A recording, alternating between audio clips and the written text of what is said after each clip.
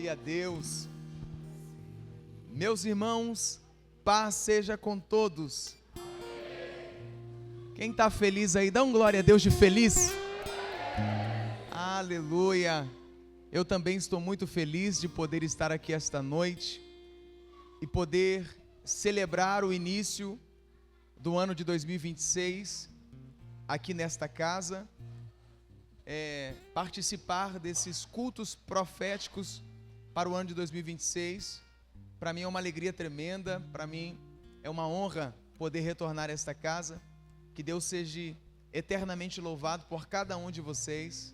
Quero agradecer nossa mãezona, pastora Cândida, mulher de Deus, uma mulher que carrega algo muito precioso que o céu depositou. Eu honro e respeito o ministério da pastora Cândida. Obrigado, viu, pastora? Toda a família, é uma honra sempre estarmos juntos aqui. Glória a Deus. Aos amigos, tenho muita gente conhecida aqui nesta casa. Deus abençoe Breno, em nome de Jesus. Gonzaga, olha só, muita gente boa, né? Que Deus continue prosperando a vida de todos vocês. Quantos querem ouvir a palavra de Deus, digam amém. Oh, glória. Até tremeu aqui, viu, minha irmã? Abra sua Bíblia, você que a trouxe. No livro de Mateus, nós vamos ler no capítulo 14, a partir do versículo de número 22, eu quero repartir uma palavra com a sua vida para este ano de 2026. Mateus, capítulo 14, a partir do versículo 22. Você que está sem Bíblia, você que não tem como ler, pode acompanhar aqui na projeção da igreja. O texto está bem aqui acima. Versículo 22, eu começo a leitura, diz assim: E logo ordenou Jesus que os seus discípulos entrassem no barco e fossem adiante para o outro lado, enquanto despedia a multidão. E despedida a multidão, subiu ao monte para orar à parte, e chegada já a tarde, estava ali só. E o barco estava já no meio do mar, açoitado pelas ondas, porque o vento era contrário. Mas à quarta vigília da noite, dirigiu-se Jesus para eles, andando por cima do mar. E os discípulos, vendo-o andando sobre o mar, assustaram-se, dizendo: É um fantasma, e gritaram com medo.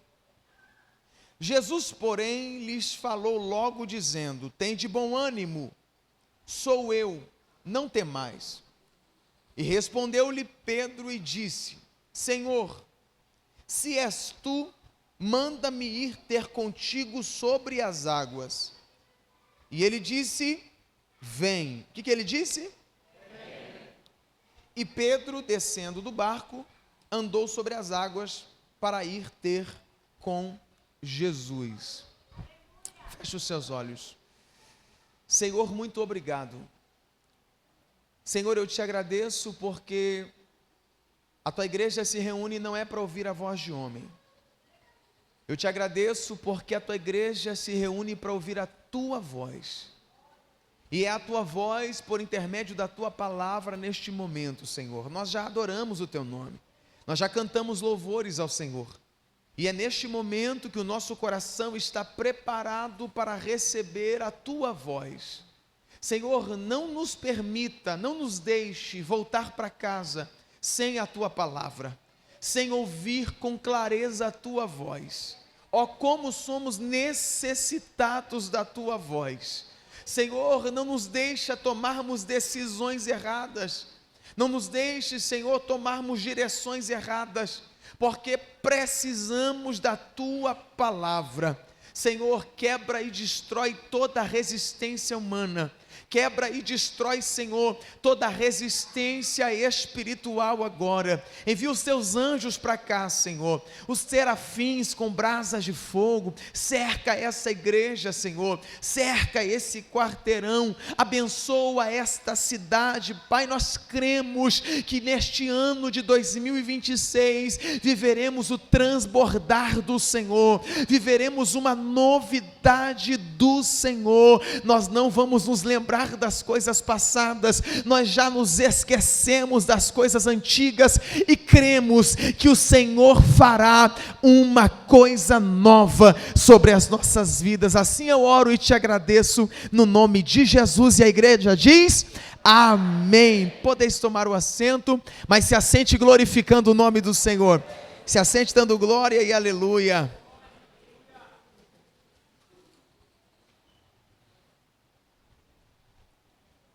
Quem está dormindo, diga amém.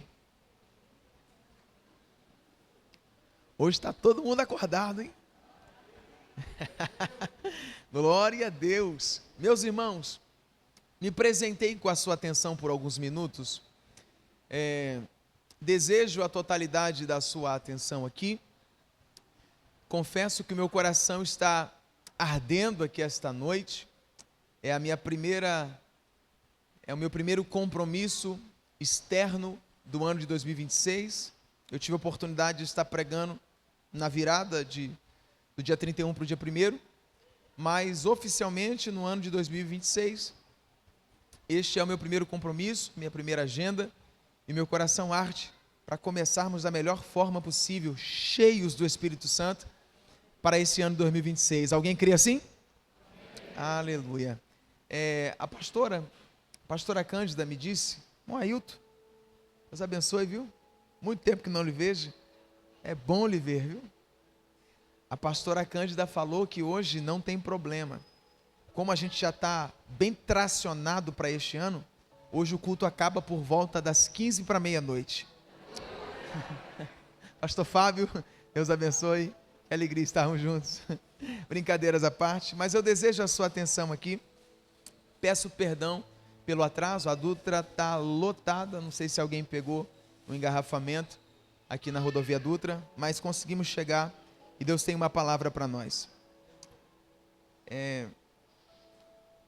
O texto que nós lemos aqui retrata uma travessia de uma margem para outra. E eu preciso que você me compreenda para início de conversa, é que todas as vezes que nós olhamos para a Bíblia e encontramos uma travessia de uma margem para outra, a gente associa com algo novo de Deus que há de acontecer. Quando nós nos deparamos com uma travessia, nós entendemos que é o novo de Deus, um novo nível, uma nova estação, um novo tempo. Quando nós olhamos para esta travessia, a gente percebe que Deus aqui quer trazer experiências aos seus discípulos. Quando nós olhamos para a Bíblia Sagrada como um todo, a gente percebe que a travessia do Mar Vermelho foi voltada para uma libertação. Quando nós olhamos para a Bíblia Sagrada e encontramos Josué, que recebe a ordenância de Deus para atravessar o Jordão, era Deus trazendo um tempo de honra. Quando nós olhamos para a Bíblia e vemos Jesus mergulhar, sendo batizado por João nas águas do Jordão, nós entendemos que era o estabelecimento do reino de Deus na terra. Então, quando falamos de travessias, falamos de águas, falamos deste novo tempo, falamos desse novo nível, falamos de libertação, falamos de romper em fé. E olhando para o contexto do capítulo de número 14, antes de Jesus ordenar os seus discípulos para que passassem para outra margem, acontece algumas coisas aqui. Pastor, o que acontece no capítulo 14? Jesus recebe uma má notícia. Diga comigo, má notícia. Jesus recebe a má notícia que o seu primo João Batista foi assassinado. Herodes mandou cortar a cabeça de João Batista. Quando a notícia chega até Jesus, Jesus se entristece. A má notícia chega e Jesus tem o seu coração entristecido, porque primeiro que João Batista era primo de Jesus, e segundo que João Batista foi quem batizou o próprio Jesus. Nós conhecemos o ministério de João como o precursor, aquele que preparava o caminho para o Messias, a voz do que clama no deserto. E é curioso olharmos para a grandeza do ministério de João. O próprio Jesus disse: nascido de mulher, não existe ninguém que seja maior que o profeta João Batista. Mas mesmo ele recebendo este ministério tão grande, ele sempre deixou claro: importa que Jesus cresça e que eu diminua. Este é João Batista que foi assassinado. Jesus se entristece. Jesus então decide ir para um lugar deserto. Ponta do meu nariz aqui, redobre a sua atenção. Jesus chama os seus discípulos para irem para um lugar deserto. Não é lugar desértico, não é um ambiente de deserto.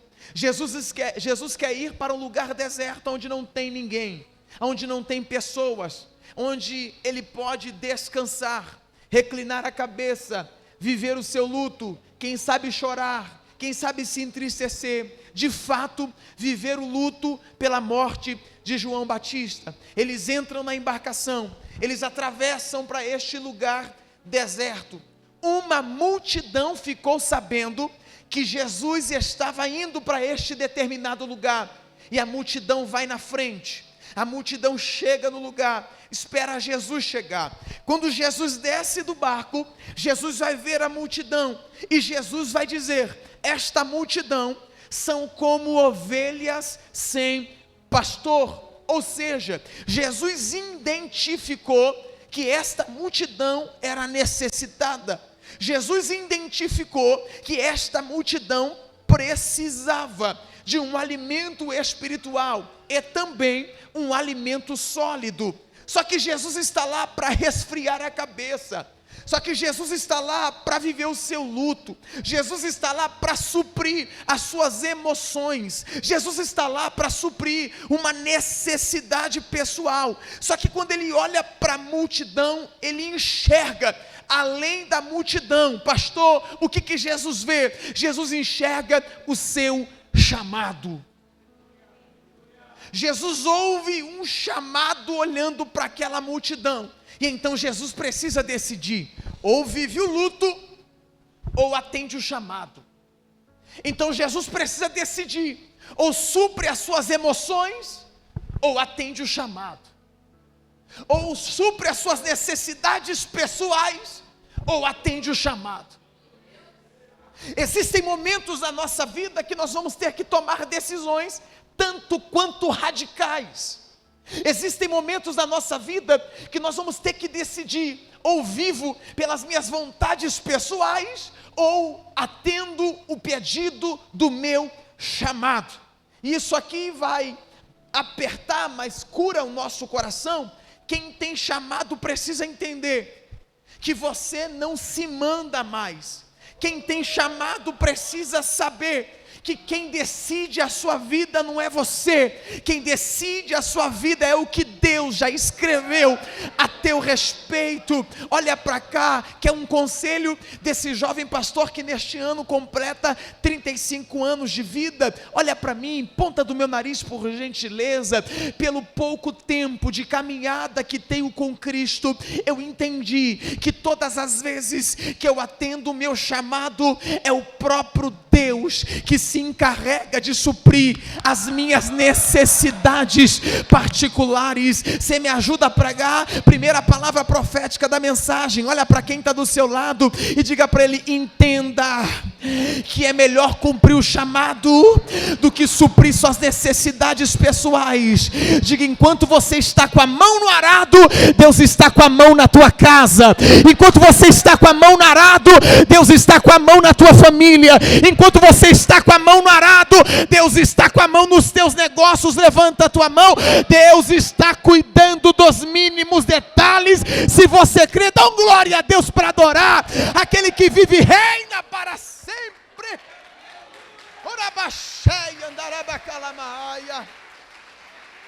Glória a Deus.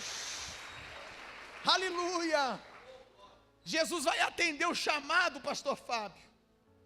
Jesus vai ouvir o chamado e ele vai pregar para a multidão. Você conhece a história tanto quanto eu. A mensagem que Jesus prega não é uma mensagem meia boca. Aleluia. A mensagem que Jesus prega não é uma mensagem rapidinha. Já que é para atender o chamado, vou atender com qualidade. Jesus prega uma mensagem longa. Jesus ensina a multidão. Jesus supre a necessidade do chamado. Jesus supre a necessidade da multidão. Até que o tempo foi ficando ainda mais tarde. Jesus pregando. E os discípulos olharam e disseram: mestre, já está tarde. Essa multidão precisa se alimentar. E Jesus disse: eu não posso despedir a multidão sem alimentá-los, porque senão vão desfalecer no caminho. Olhe para cá. Jesus, além de alimentar o espírito, Jesus vai dar algo que vai trazer estabilidade para aquilo que ele ensinou. Porque Jesus não te ensina e depois te deixa lá vão ter. Ele te dá estabilidade para isso. Ele vai olhar para os discípulos e vai dizer: nós vamos alimentar essa multidão. Quanto nós temos de dinheiro no caixa da igreja, né? Nós temos que entregar aí um alimento para o povo. Como é que a gente vai fazer? Ele pergunta para um: não tem muita coisa não, tem que ver com Judas. É Judas que cuida do dinheiro. Você conhece a história de Judas, né? A Judas vai contar o dinheiro. Tem 100, 200, 300, 400, 500, 600. Tem 300 reais. Isso é Judas, né? A Bíblia diz que ele era ladrão. A Bíblia diz que ele colocava a mão na bolsa e arrancava o que era lançado lá. Mas o dinheiro que tinha não dava para alimentar toda a multidão. Jesus vai olhar para os discípulos e vai dizer: perguntem se alguém trouxe comida em meio à multidão. Propriamente dito que, se fosse eu iria falar: Jesus, se alguém tivesse trago alguma coisa, a essa hora já devia ter comido tudo. Mas os discípulos vão ser obedientes e vão perguntar à multidão se alguém trouxe comida. Você sabe da história? Vai surgir um menino, que eu não sei o nome dele, é um anônimo. Nós não temos cartaz, nós não temos a identidade dele, mas ele carregava 5 pães. Isso, tem que fazer biquinho, 2 peixinhos. Isso aqui é para você entender que era coisa pequena. Mas ele carregava, independente se era pouco ou não. Gostei do glória a Deus. Ele carregava, independente da quantidade. Porque diante do altar, não tem a ver com quantidade. Diante do altar, tem que servir para alguma coisa. Jesus olha para os discípulos e eu imagino os discípulos batendo cabeça, dizendo: olha só, tem 5 pães e 2 peixinhos, e o que a gente vai fazer com isso? Olha a multidão que tem para alimentar. Na Bíblia, a multidão é mais de 10.000 pessoas. Olha para cá, escuta, 5 pães e 2 peixinhos vai alimentar quem? Jesus olha e pede para os discípulos: me dê na minha mão. Porque aquilo que é pouco na sua mão, se colocar na minha mão, vai. E foi mais ou menos assim, a multiplicação. Não foi num piscar de olho, não, está no texto. E repartiu, olha para mim, repartiu. Foi mais ou menos assim. Ailton, Jesus repartia, entregava um pedaço, quando olhava para o outro, repartiu, entregava um pedaço, olhava para o outro, repartiu, entregava o pedaço, olhava para o outro. Não é multiplicar primeiro para depois repartir. É repartir para multiplicar. Aleluia, porque dói um pouquinho a gente falar de repartir antes de ter muito. Dói bastante no nosso coração, na nossa mente, no nosso bolso, quando se fala em repartir antes de ter muito. Só que evangelho sempre foi de repartir, sempre foi de compartilhar, sempre foi de transbordar. Jesus, quando vai abençoar alguém, Jesus já abençoa com o propósito de ser compartilhado. Não tem lógica. Jesus encheu o teu barco de peixe só para você. Ele já enche na proporção do teu barco não aguentar, para você chamar os outros barcos para repartir o peixe que Jesus colocou lá dentro. Então receba essa palavra para 2026. Qual que é a palavra, pastor? A palavra é você repartindo e Jesus multiplicando, você transbordando e Jesus te abençoando, você compartilhando e você crescendo, você entregando e o céu te abençoando.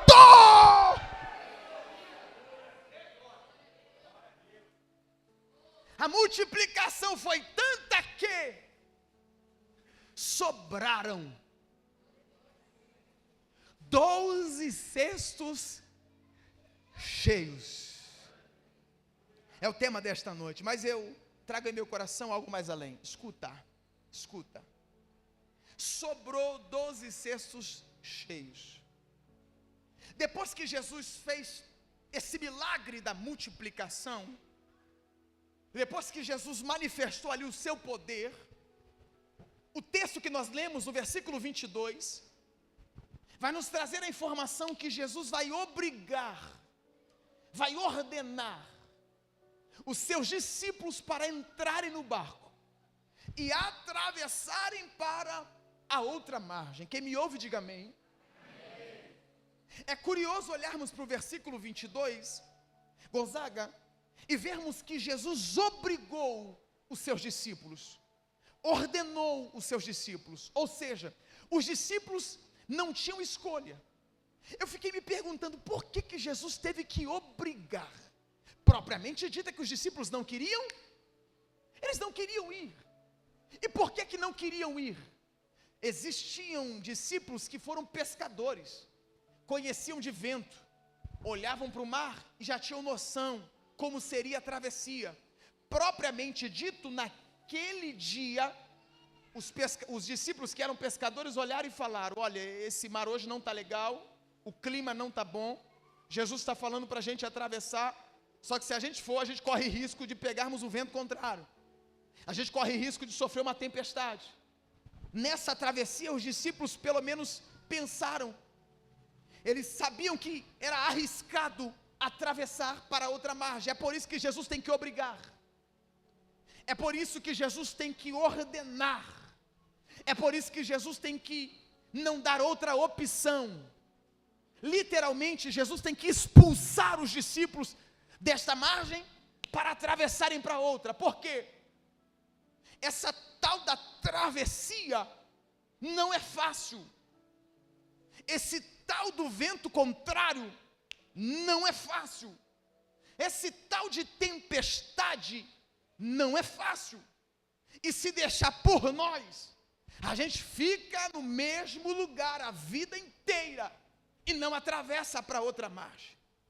Não existe esse negócio, vou esperar o céu clarear, vou esperar o tempo melhorar, vou esperar o clima se estabelecer para eu atravessar. Ô irmão, quem espera melhor momento nunca vai encontrar, vai viver a vida inteira no mesmo lugar. Agora você está entendendo por quê que Jesus tem que expulsar algumas pessoas do lugar. Agora você entende por que Jesus tem que obrigar o movimento de algumas pessoas. Agora você entende por que Jesus tem que dar ordem, porque se Jesus não dá uma ordem, se Jesus não te obriga, você vive a vida inteira parado no mesmo lugar. Só que o que Jesus tem para você é um novo tempo, é um novo nível, é uma libertação, é um romper em fé, e é por isso que Ele está te obrigando. Quem sabe você está aqui nesta noite, olha para cá, quem sabe tu veio aqui nesse culto obrigado. Quem sabe você está aqui porque você não tinha outra opção. Eu vou para lá, oh Deus fala, oh Deus fala. A tempestade está difícil, irmão. Deus tem uma palavra aqui na minha boca para você. Ele te deu um destino, Ele te preparou um lugar, diferentemente da multidão. Pega a palavra, diferentemente da multidão. Prova, eu vou provar. Ele obriga os discípulos e dá destino, passem para outra margem. Eu vou despedir a multidão. A multidão podia ir para qualquer lugar, a multidão podia fazer a própria escolha, mas discípulo não. Discípulo já tem um destino, discípulo já tem um lugar preparado, discípulo já tem algo preparado diante de Deus. Não temas a tempestade, ponta do meu nariz, não temas a travessia, não temas o vento contrário.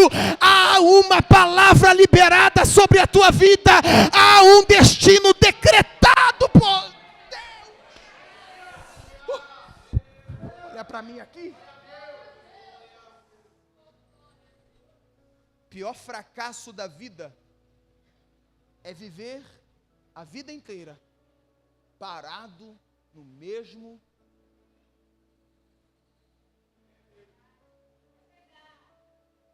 Você está entendendo o que Deus tem para nós este ano? Crescimento, expansão, novidades. Se prepare para Deus te dar novas ideias.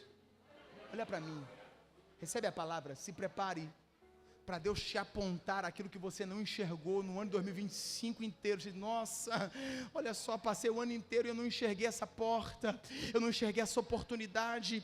Jesus está usando a minha boca para você. Ele vai te obrigar a sair do teu lugar. Você não vai ter mais a opção de permanecer a vida inteira paralisado. É tempo de atravessar, é tempo de travessia, é tempo de viver o que Deus já preparou para você. Posso ouvir um amém? Olha para cá, Jesus vai despedir a multidão. A multidão escolhe qualquer caminho, o discípulo não. Ele supra a necessidade da multidão, mas para os discípulos Jesus tem um comprometimento. Jesus tem uma jornada. Jesus dá ordem para que os discípulos vão para outra margem.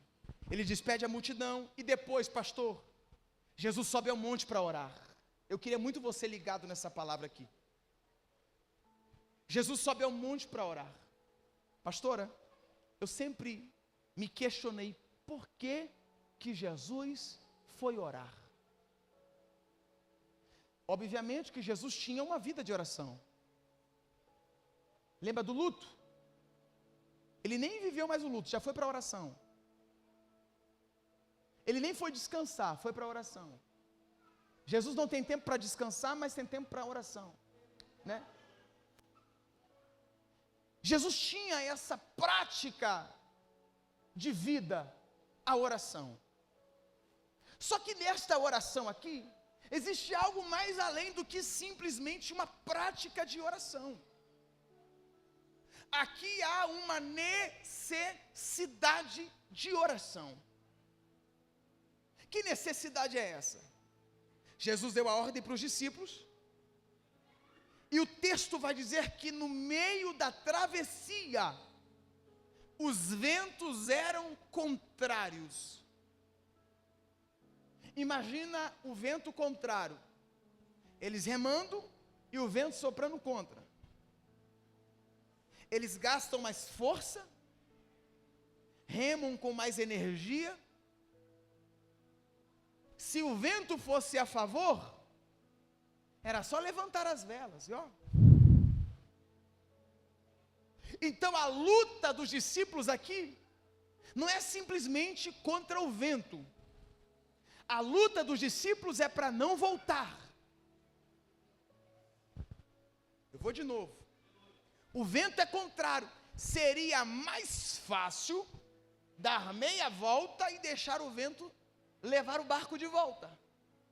Então a luta dos discípulos não é simplesmente com o vento, é com o voltar para a estaca zero.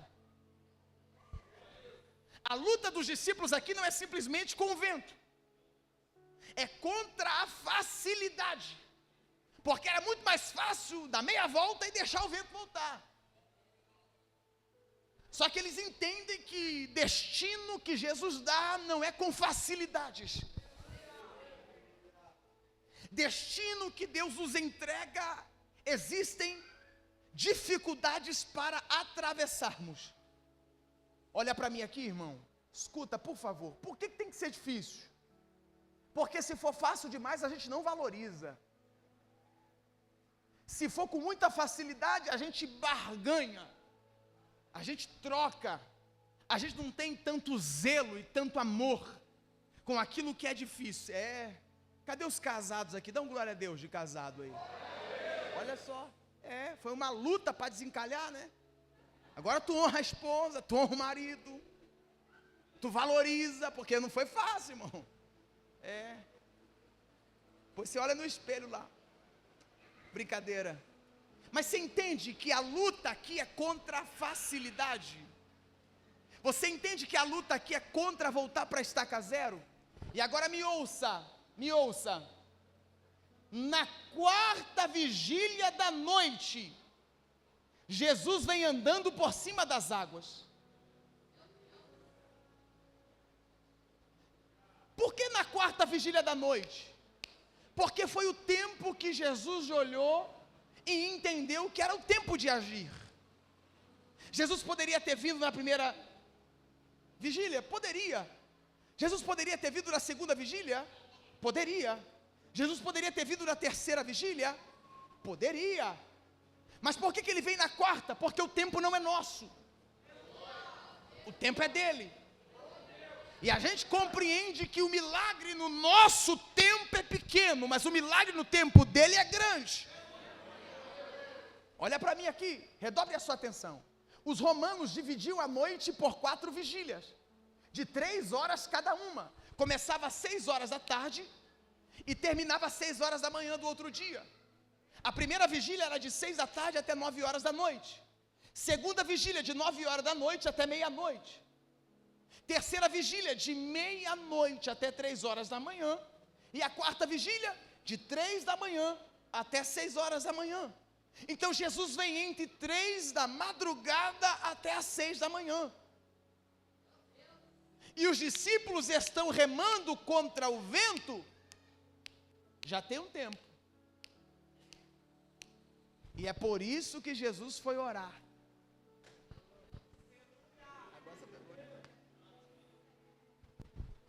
Eles não venceram a primeira vigília com a força do braço.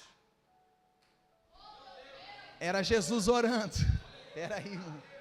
Eles não venceram a segunda vigília com a inteligência, com a estratégia, com o network. Não, eles venceram a segunda vigília, Jesus orando. Olha para cá, escuta, os discípulos só estão remando porque tem alguém que está orando. Os discípulos só estão vivos porque alguém está orando. Não fica chateado comigo, mas eu tenho uma boa mensagem de Deus a você. Sabe por que nós estamos aqui? Porque teve alguém que dobrou o joelho sobre a nossa vida. Sabe por que a igreja está com as portas abertas? É por causa de joelho dobrado. A nossa vida, ela é dirigida pela oração. Olha para mim aqui, oração que nem você sabe que alguém orou, oração que nem você tomou conhecimento que alguém orou, mas se você está aqui, foi por causa daquela senhorinha do coque que um dia orou por você. Se você está aqui, foi porque alguém pagou um alto preço preço pela tua vida. Levante a mão que eu tenho uma palavra.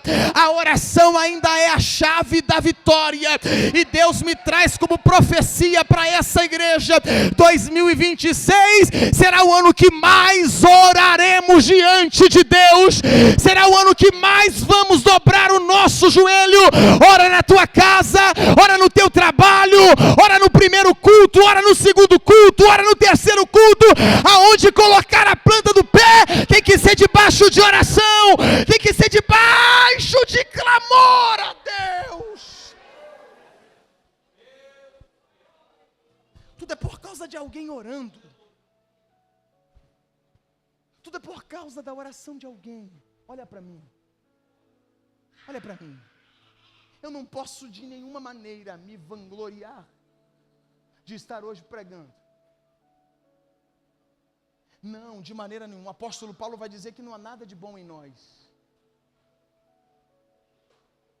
Foi alguém que orou por mim. Quem me segue nas redes sociais, vira e mexe, eu mando: gente, estou indo lá para cumprir uma agenda, e por favor, orem por nós. Orem por nós. Orai uns pelos outros. Concordância na oração. Eu já preguei em tantos lugares. Pastor Fábio também é um exímio pregador, vai entender o que eu vou falar. Tem lugar que a gente prega que é tudo tão seco, tudo tão vazio, não tem vida de oração. A gente entende quando o ambiente é temperado na oração. Quando o ambiente é temperado na oração, o céu se abre, a unção de Deus desce, acontece consolo, confronto, restauração, bênção de Deus. Olha para mim, escuta. Jesus tinha prática na oração. Uma certa feita, Jesus vai olhar para os seus discípulos mais íntimos e vai dizer assim: vamos ao monte para orar? Qual monte que é esse? Diga: Getsemane. Jesus vai orar lá na prensa de azeite, antes da crucificação. Ponta do meu nariz para você pegar a mensagem. Jesus vai orar com os seus discípulos mais íntimos, porque existem orações que não dá para orar com a galera. Existem orações que tem que ser com pessoas selecionadas, mais íntimas, porque existem palavras que você vai falar ali naquela oração que nem todo mundo pode ouvir. Então me escuta. Jesus vai orar com os seus mais íntimos, Pedro, Tiago e João. Jesus está orando, olha para os seus discípulos e dizem a eles: orem e vigiem, eu vou mais à frente em um particular. A oração nós sabemos: Pai, se possível passa de mim esse cálice, mas contudo não seja o que eu quero, mas que a vontade do Senhor seja estabelecida na minha vida. Quando Jesus retorna, escuta, os discípulos estão... Jesus vai acordá-los e vai dizer: não podem vigiar 1 hora, não podem orar 1 hora comigo. Ô irmão, Jesus não precisava que ninguém orasse por ele. Jesus não precisava disso. Jesus não precisava que alguém colocasse a mão na cabeça e Deus abençoa Jesus. Não. Deus fortalece Jesus. Não. O que Jesus queria? Uma companhia. Só que a companhia falhou. Quem era para consolar falhou. Quem era para abraçar não abraçou. Só que Jesus estava orando. Sabe o que o texto vai dizer? Que na oração de Jesus, o céu se abre. Mão levantada me empolga a pregar. O céu se abre e desce um anjo e consola Jesus. Porque quem vive debaixo da oração, quando a terra falhar, o céu supre a falha da terra. Ô meu irmão, pega essa palavra pelo amor de Deus. Quem vive debaixo da oração, quando a terra falha, o céu continua em movimento. Quando a terra para, o céu se move. Levante a sua mão. Esse ano prevaleça em oração, permaneça em oração, tenha constância em oração, porque no dia que a porta da terra fechar, Deus vai abrir uma porta no céu. No dia que a terra parar, o céu vai se movimentar a teu respeito. No dia que a terra perder, o céu sempre te tornará mais que vencedor em Cristo Jesus. Quem pega essa palavra aí, dá um glória a Deus para adorar. É a oração. É a oração. É a oração. Cutuca quem está do seu lado aí, dá um sorrisão pentecostal, sorriso de 2026. Olha para ele e diga: quem ora, melhora.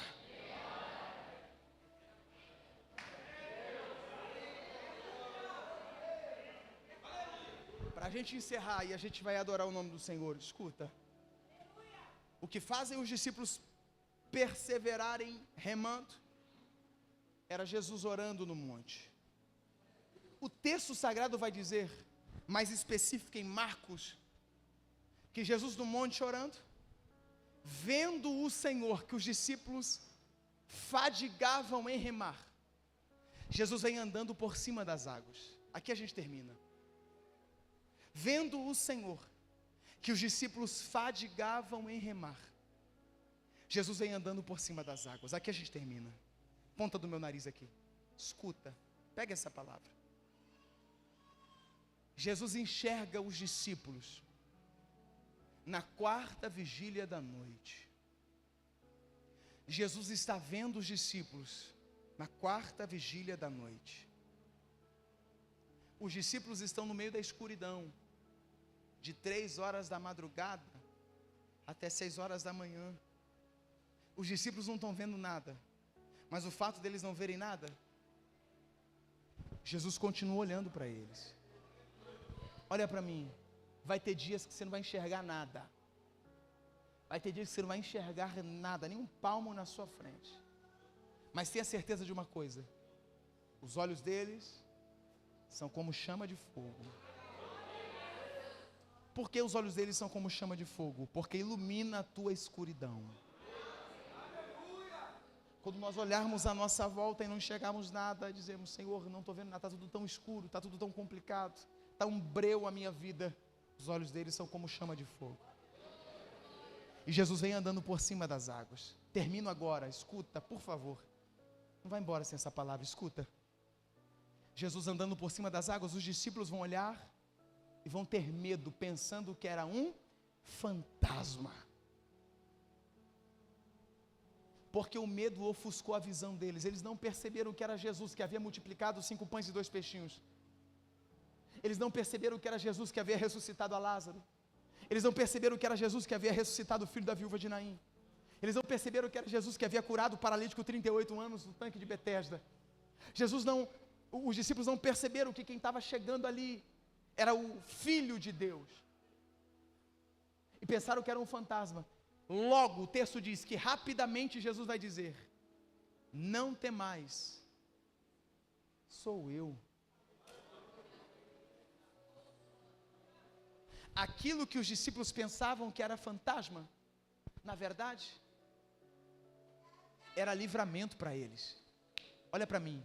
Aquilo que eles pensavam que era perigoso, que era uma ameaça, que era um fantasma, na verdade era o trabalhar sobrenatural de Deus na vida dos discípulos.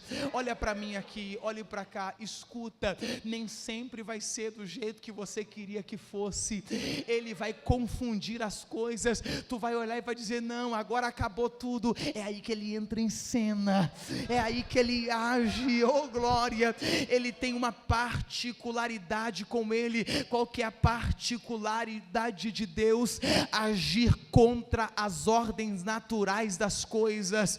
Quando a gente olha pelo lado A, dizendo ele vai vir pelo lado A, ele vem pelo lado B. Quando a gente olha, ele vai vir pela frente, ele vem pela retaguarda. Quando a gente olha, diz, agora ele chega, ele espera mais 1 minuto, porque ele sabe até onde você suporta remar, ele sabe até onde você aguenta com a mão no remo. Pastor, qual que é a palavra de Deus para mim, para começar começar esse ano, não solte o remo por nada. Existe uma palavra que vai te fazer remar, existe uma palavra, um destino preparado por Deus, e quando você não aguentar mais a remar, pode ficar tranquilo, que Ele vai fazer uma coisa nova, Ele vai te surpreender, Ele vai vir de um jeito que ninguém espera, e quando você testemunhar, pessoas vão até desacreditar, mas vão ter que dizer, é somente Deus que faz essas coisas, é somente Deus que faz essas coisas.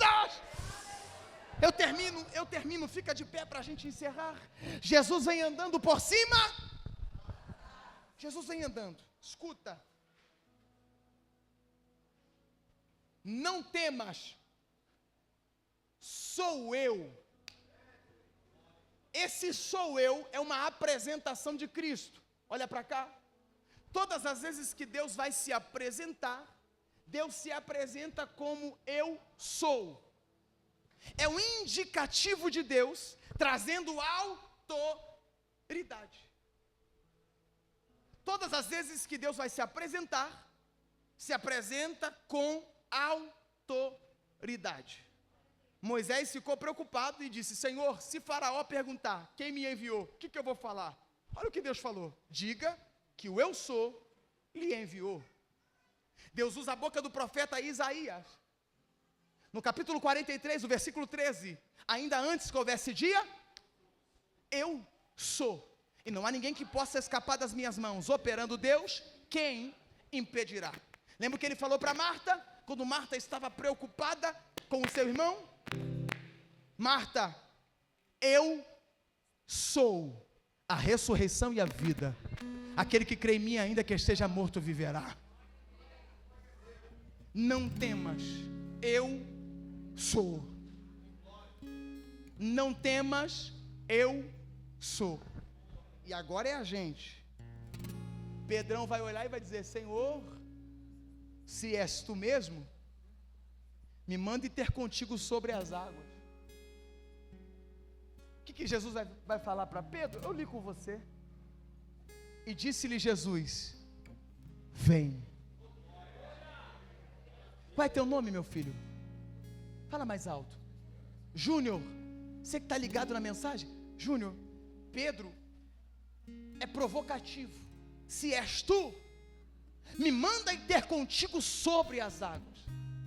Já que você está falando que de fato é quem você diz que é, me faça viver o sobrenatural como você vive. Jesus olha e diz, vem. Júnior, só nós dois aqui para você dar um glória bem bonito aí. Júnior, Jesus não fala para Pedro assim, ó, vai. Jesus fala para Pedro assim, ó, vem.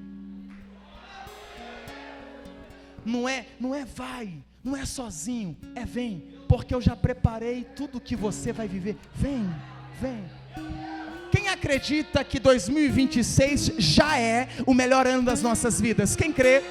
2026 já é o melhor ano das nossas vidas, mas ele não é o melhor ano das nossas vidas por causa do cenário político, não, porque se a gente olhar para a política, a gente pensa ao contrário, não é pelo cenário econômico, porque se a gente olhar para a economia, a gente pensa ao contrário. Então por que 2026 já é o melhor ano das nossas vidas? Porque eu ouço Jesus bradar no meu coração, vem para 2026, vem para o mês de janeiro, vem para o mês de fevereiro, vem para o mês de março, vem para o mês de abril, vem, porque eu já fui na tua frente, eu já preparei o caminho, eu já derrubei o gigante, eu estou na sua frente. Você consegue pegar na mão de dois aí e dar uma balançada nele? E diga, agora só depende de você. Sai do barco, anda sobre as águas, tome a decisão, creia, tenha fé e viva o que ele...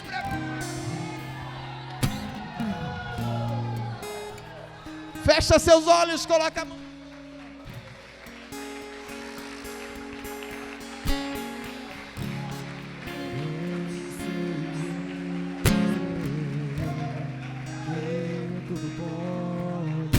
Fecha seus olhos, fecha seus olhos.